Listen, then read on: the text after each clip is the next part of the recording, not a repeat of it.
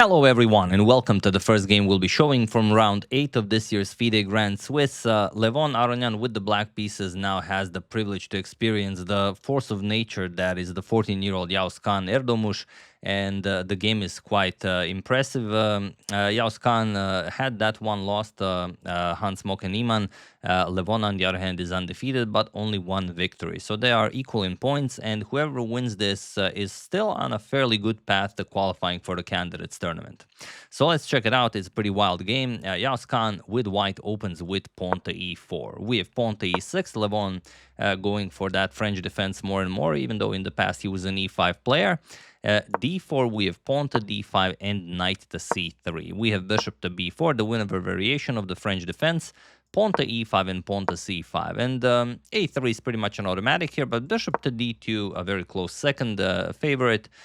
We have knight e7 and only now pawn to a3. So you can capture back on c3 with the bishop, and you have a pretty different position. We have captures, pawn to b6 by Levon, and now some players play bishop b4 check. Here some go for the immediate b4. Yağız Kaan goes for pawn to h4. This is the top move recommended by the engine, and there are plenty of grandmaster games with this exact same setup. We have bishop to a6, bishop captures on a6, knight captures, and now pawn to h5. Preparing pawn to h6, we have pawn to h6 by Levon, so stopping Yağız Kaan's pawn to h6, and knight to f3. We have rook to c8, and here there is a game. Pranav actually defeated Abhimanyu Mishra 2 years ago in the St. Louis tournament, but in that game bishop to d2 was played. Here we have queen to e2 by Yağız Kaan, and it is now as of move 12 that we have a completely new game. Levon tries to remaneuver the knight, and now the knight is hanging, so bishop knight back to b8, and sorry, it wasn't a new game. There actually is one more game in the database. Daniel Gibicar played against Vladimir Đurević in 2023 Bundesliga, and after Castle's kingside, they agreed to a draw. For whatever reason. But here we have pawn to g4, and it is actually now as of move 13 that we have a completely new game. Okay, Levon goes queen to d7 with some ideas of maybe infiltrating the queen side, and the bishop back to d2 with some ideas of pawn to c3, pawn to c4. So Levon captures on d4, knight pawn captures, sorry, not knight captures on d4, actually bishop to b4. Asking Levon, is he ready to castle? So he's not recapturing yet. And while Levon could castle here, then you run into the immediate g5, and it just looks very odd. I mean, you can still castle, you bring the other rook over to the g file, or even keep the king in the center, play rook g1. Looks very, very dangerous. So Levon says, all right, let's go rook to c4. I might be able to get my knight to a6 now that the queen isn't controlling it, and then I get knight a6, knight to c5. So, okay, rook g1. And this is a pretty important moment. As you can see, Yağız Kaan is already very low on time, spending around 10 minutes per each move, and he plays rook g1, which is the top move recommended by the engine. Other ideas are the immediate b3, attacking the rook, so taking away the a6 square from the black knight, or just castling queenside. But the rook g1 is the most tactical one. And Levon goes knight to a6. And it seems like Levon blundered the knight here, because pawn to b3 chases away the rook, and you pick up the knight. But not really. So we do have pawn to b3, but now Levon counters with pawn to d3, attacks the queen, and now has rook e4 maybe. That would be pretty bad. The rook to f4 maybe. So what can you do here? Well, you don't want to capture with the queen. If you capture with the queen, then there really is a rook e4 check, and then after the king moves, knight c5, and this just looks wrong. It's a better position for black. So after d3, we have c captures on d3, but now Levon can go back as the queen is no longer in reach of that knight on a6. So the rook goes back, rook to c8, and now bishop to d6. Nicely controlling that knight on a6, but also just, you know, being a bone in black's throat for the foreseeable future.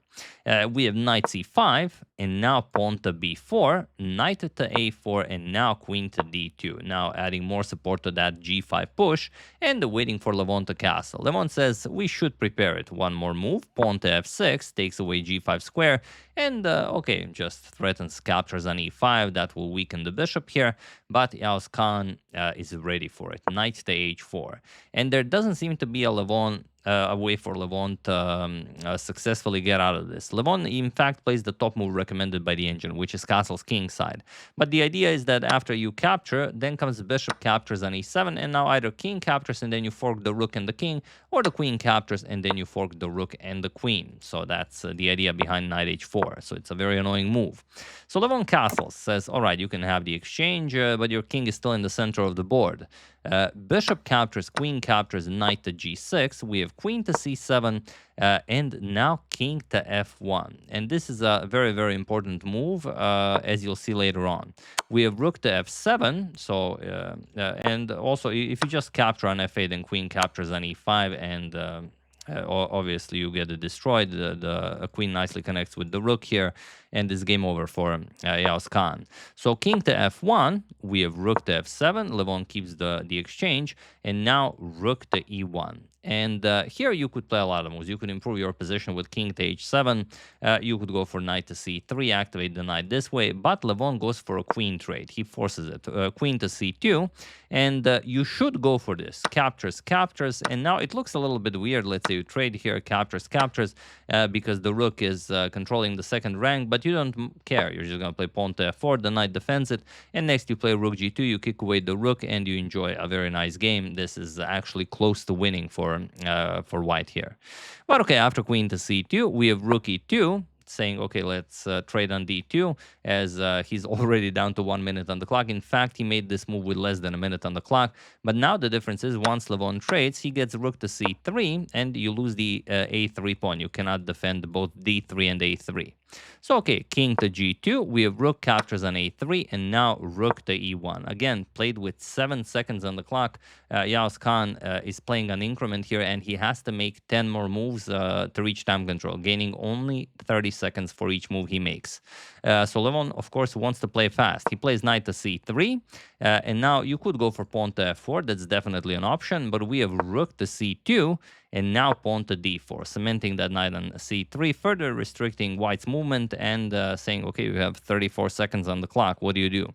Well, here we have e captures on f6, rook captures on f6, and now Levon thought, okay, we can just go rook b3, pick up the b4 pawn, then we have the two connected passers on the queen side. This is an easy win for us. Worst case scenario, maybe this is a draw. But there is a move that Levon overlooked, trying to play on Yağız Kaan's time, and it's a pretty scary one. So what did Levon overlook here? Feel free to pause the video and try to find the best move for white while I give you a couple of seconds.